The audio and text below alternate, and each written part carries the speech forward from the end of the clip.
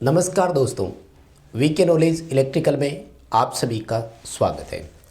दोस्तों, टाइटल आपने देखा होगा और बिल्कुल यही भर्ती हम राजस्थान PHED वाली पर बात करने वाले हैं।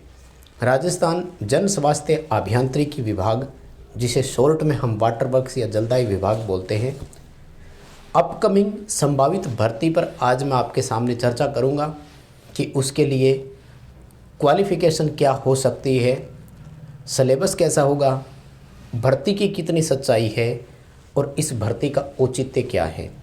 वास्तव में भर्ती कितने पदों पर होगी, ये भर्ती कौन सी है, क्योंकि 2013 में भी इसका एक नोटिफिकेशन आया था और उस समय भी कुछ सवाल उठे थे।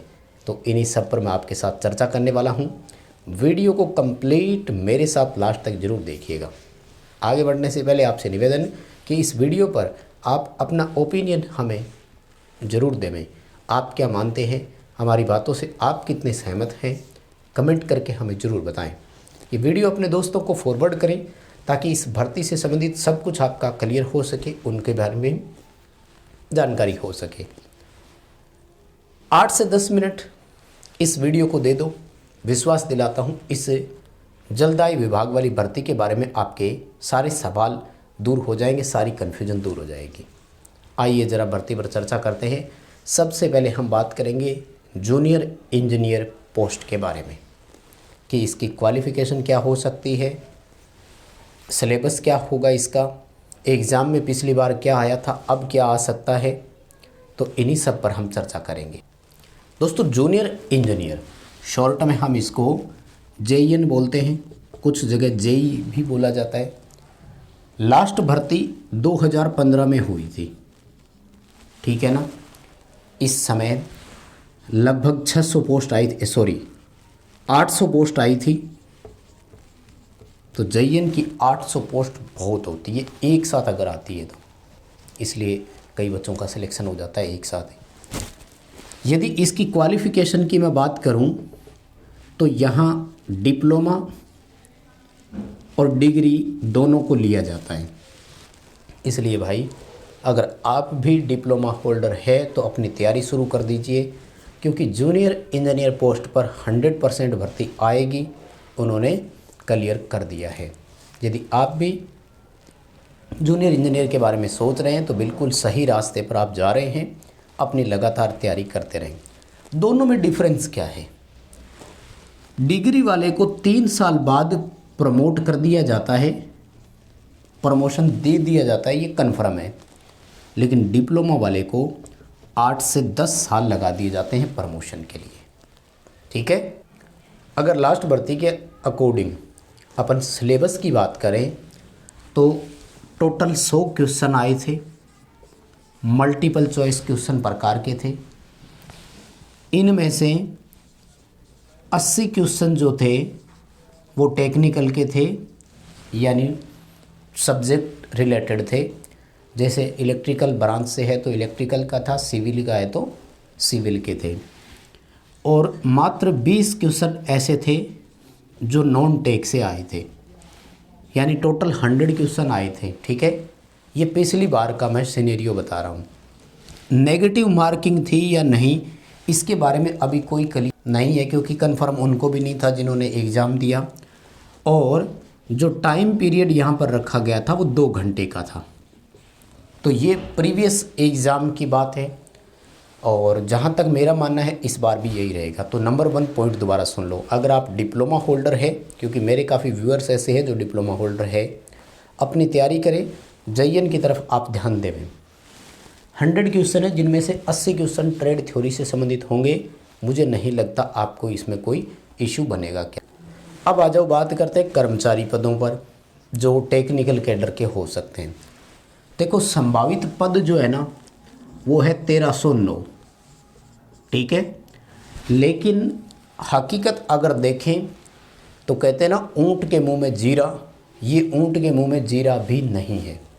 दोस्तों, वास्तविकता ऐसी है कि अगर आज कर्मचारियों की 50,000 पदों पर भर्ती की जाए ना तो भी कम है, क्योंकि वाटर वर्क्स में आज से 30 वर्ष पहले भर्ती हुई थी, उसके बाद तकनीकी कर्मचारियों की कोई भर्ती नहीं हुई है।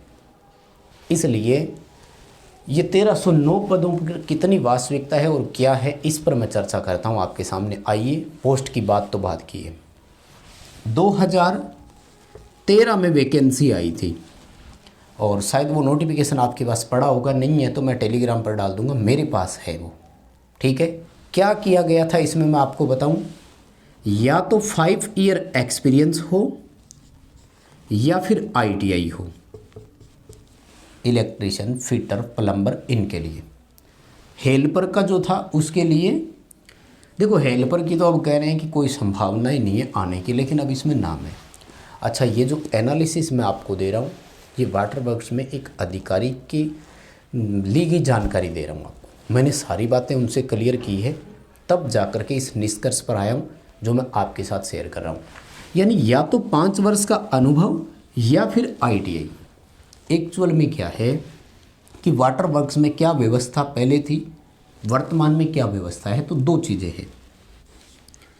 पहले जो व्यवस्था थी उसका नाम है JJY, ठीक है। अब जो व्यवस्था है उसका नाम है JJM। गुरुजी ये क्या है, ध्यान से सुनना। ये तो था जलता जन योजना, ठीक है, ठीक है, दोबारा सुन लो, जनता जल योजना, जनता जल योजना। और ये है जनता जल मिशन, ये डिफरेंस है दोनों में, ठीक है ना, जनता जल मिशन। अब क्या हो रहा है पूरा बताऊं आपको मैं। ये इस योजना के तहत जो भी वाटर वर्क्स थे वो ग्राम पंचायत को हैंड ओवर थे, ठीक है ना। ग्राम पंचायत को हैंड ओवर मतलब इसकी देखभाल जो है वो ग्राम पंचायत ही करती थी, और कर्मचारियों को अस्थायी तौर पर या फिर यूं कहा जाए संविदा तौर पर कर्मचारी थे यहाँ पर, जिनको पूरा खर्चा वहन ग्राम पंचायत के थ्रू होता था, ग्राम पंचायत पैसे देती थी।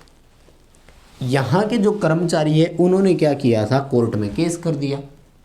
कोर्ट में केस कर दिया तो 2013 में इनके लिए भर्ती निकाली थी, लगभग यही 1309 पदों पर। आप देखो उस विज्ञापन में लिखा हुआ है कि इस विज्ञापन के तहत आवेदन के लिए केवल वही अभ्यर्थी पात्र होंगे जो जलता जन योजना, है ना, सॉरी, जनता जल योजना के अधीन आते हैं, स्पष्ट लिखा हुआ था। अब JJM आ गया, जनता जल मिशन। इसके तहत पूरा O&M यानी ऑपरेशन एंड मेंटेनेंस ठेकेदार को दिया जा रहा है, कॉन्ट्रैक्ट पे दे रहे हैं। अभी जिनसे मेरी बात हुई वो कह रहे हैं कि अकेले मेरे अधीन 35 वाटर वर्क्स आ रहे हैं और वो सारे के सारे कॉन्ट्रैक्ट पे हैं, यानी JJM पे दिए हुए हैं। वो कह रहे हैं कि जहाँ अभी जो कर्मचारी है ना वही एक्सेसिव है। इस योजना के तहत 2 तरीके हैं। वो कह रहे हैं भर्ती करने का वास्तविक तरीका क्या है कि JJM को ख़त्म किया जाए, यानी ऑपरेशन एंड मेंटेनेंस जो है ये वापस गवर्नमेंट अपने अधीन ले लेवे, और कम से कम 50,000 कर्मचारियों की, क्योंकि जो 30 वर्ष पहले भर्ती हुए थे कह रहे हैं कि वो तो अब रिटायर होने वाले हैं, हो रहे हैं रिटायर, काफ़ी उनमें से हो चुके हैं, तो पद तो सारे ही खाली पड़े हैं। लेकिन JJM के तहत दे दिया, इसलिए सरकार को ज़रूरत महसूस नहीं हो रही।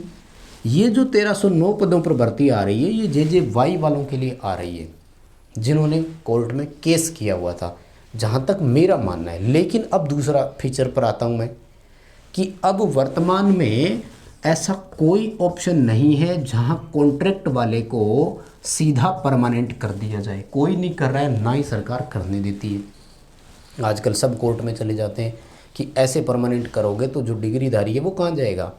इसलिए ये जो 1300 पोस्ट है ना, इसका क्या क्राइटेरिया रह सकता है कि जो JJM वाले हैं उनको बोनस दिया जाएगा, जैसे CTI में दिया था, इंस्ट्रक्टर वालों को दिया था, ठीक है ना। दोबारा सुनो, यानी अब जहाँ तक मेरा मानना है, क्योंकि जिस तरह का निष्कर्ष अपन देख रहे हैं, उनको इन JJY योजना जो कोर्ट में केस कर रखा है उस केस से भी पीछा छुटवाना है। कर्मचारी भी ये भी खुश हो जाएंगे, इतने आदमी जो है। तो क्या रहेगा कि JJY वाले को बोनस दे दिया जाएगा, और डायरेक्ट जो ITI वाले होंगे ना उनको फुल कंपटीशन फाइट करना पड़ेगा। ये संभव है पूरा अब नए फ्यूचर में। तो बाकी सिलेबस और इसका क्या रहेगा, तो आज से 30 वर्ष पहले भर्ती हुई, उस समय कोई रिटन एग्ज़ाम था नहीं, इसलिए पहली बारी भर्ती हो रही है, तो कोई पहले से अंदाज़ा नहीं लगाया जा सकता। फिर भी टारगेट यही है कि 100 क्वेश्चनों का टेस्ट पेपर हो सकता है, जिसमें 60-40 का रेशो हो सकता है, 60 टेक्निकल के 40 नॉन टेक के, ऐसा रेशो रह सकता है, हो सकता है।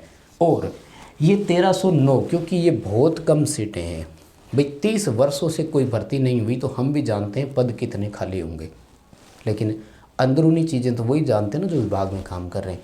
आपका कोई रिलेटिव, कोई दोस्त, कोई जानकार अगर विभाग में है तो आप उनसे भी ये चीज़ें ज़रूर क्रॉस चेक करें, ताकि आपको भी ये चीज़ें कन्फर्म हो जाए। ठीक है, तो दोस्तों ये था मेरा ओपिनियन, आपका क्या मानना है मुझे कमेंट करके ज़रूर बताना। कुल मिलाकर निष्कर्ष ये है, डिप्लोमा डिग्री वालों के लिए तो कोई झंझट है नहीं, बात है ITI वालों के लिए। तो उनमें हो सकता है कि जो ये संविदा वाले थे इनको बोनस दे दिया जाए और बाकी बच्चों को सीधा पूरा कंपटीशन फाइट करना पड़े। 1309 पदों पर भर्ती तो आएगी, ये तो है, तो क्या रहता है ये पूरा PDF नोटिफिकेशन आने के बाद चर्चा करेंगे। ठीक है, चलिए बहुत धन्यवाद सभी को, कमेंट करके मुझे ज़रूर बता देना।